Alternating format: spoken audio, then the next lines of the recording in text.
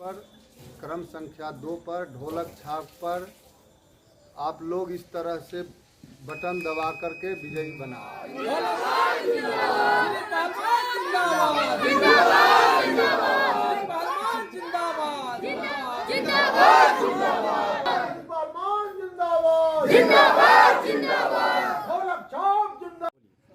मैं श्रीकांत प्रसाद सिंह, मुखिया प्रत्याशी,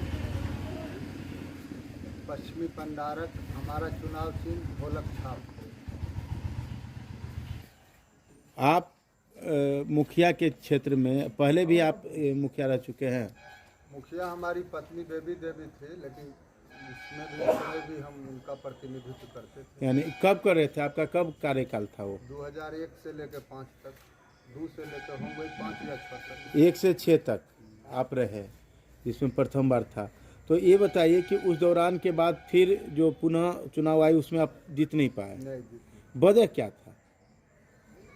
वजह तो इसमें क्या कहा जा सकता है, वजह तो यही मान ले सकते हैं कि वर्चस्व का यहाँ बोलबाला हो गया, इंसान आदमी का वैल्यू कम गया। इस बार काफ़ी कम संख्या में प्रत्याशी हैं, पूरे पंचायत से मात्र 2 ही प्रत्याशी हैं। इस बार क्या लगता है आपको? इस बार तो जनता हमारे साथ है, विशेष तो आप पत्रकार हैं, आप बताइएगा कि क्या लगता है। बहुत सारे प्रत्याशी इस बार, आप 2 प्रत्याशियों के लिए ही रन छोड़ दिए हैं पंचायती राज का। तो इस बार क्या लग रहा है कि आप कितना मत से विजय होंगे? आपका अनुभव क्या? अब तो यहाँ धर्म अधर्म की लड़ाई है। अब यहाँ डायरेक्ट लड़ाई है। सारा प्रत्याशी मिल के हम लोग ने तय किए हैं कि एक ही कैंडिडेट हम विपक्ष में दें। सबने बैठक करके यह तय किए हैं कि हमको एक ही प्रत्याशी देना है, ताकि हमारा जो विरोधी का वोट है वो बटे। तो क्या ये जनता का भी मत है सर, या फिर आपने प्रत्याशियों ने मिलकर ही ऐसा फैसला किया?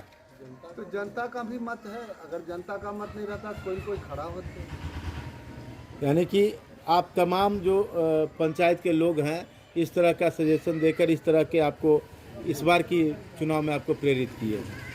तो आप जब चुनाव जीतते हैं तो जीतने के बाद सबसे पहले आप किस मुद्दा के ऊपर विशेष काम करेंगे? सबसे पहला मुद्दा तो है कि जो इस पंचायत में 1,40,000 रुपया अभी मकान के लिए मिलता है जी। अभी भी 1 लाख रुपया दिया जा रहा है इंदिरा आवास में। इंदिरा आवास। हम भी मुखिया थे उस समय, तो फंड कम था जी। 20,000 रुपया मिलता था। 20,000 में हमने 20,000 रुपया हर एक जनता को दिलवाया। ये आप भी पूछ सकते हैं कोई भी जनता से कि एक पैसा ना हम लिए ना हम ब्लॉक में लेंगे। इस बार क्या लगता है कि इस बार जब आप चुनाव जीत के आएंगे तो उस तरह का जो धंधा अन्य प्रत्याशी या विभाग के द्वारा किया जा रहा है तो उस पर आप प्रतिबंध लगा पाएंगे? बिल्कुल बिल्कुल, एक नया नहीं तो कसम है हमारी। वो आप नहीं कर किसी भी चीज़ से भ्रष्टाचार, रंगदारी, इससे समझौता हम नहीं। चुनाव हम जीते या हारे। युवाओं के लिए आप क्या करेंगे?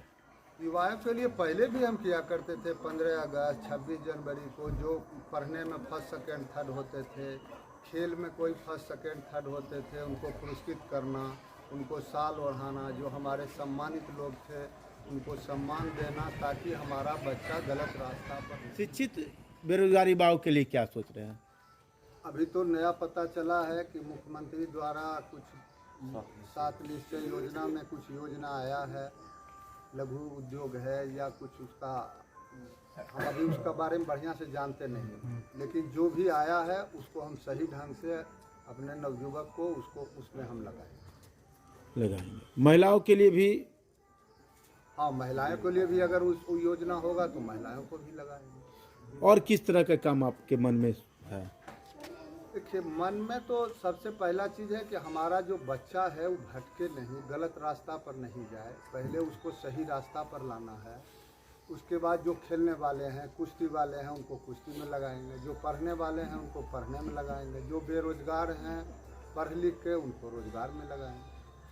आप क्या संदेश देना चाहते हैं? हम अपने पंचायत वासियों को यही संदेश देना चाहते हैं कि एक ईमानदार, कर्मठ, उम्मीदवार को चुने जो ढोलक छाप हमारा चुनाव चिन्ह है 2 नंबर पर, उसको दबाकर भारी मतों से विजयी बनावें और जिस तरह से पहले हम काम किए हैं उससे भी बेहतर ढंग से हम काम करने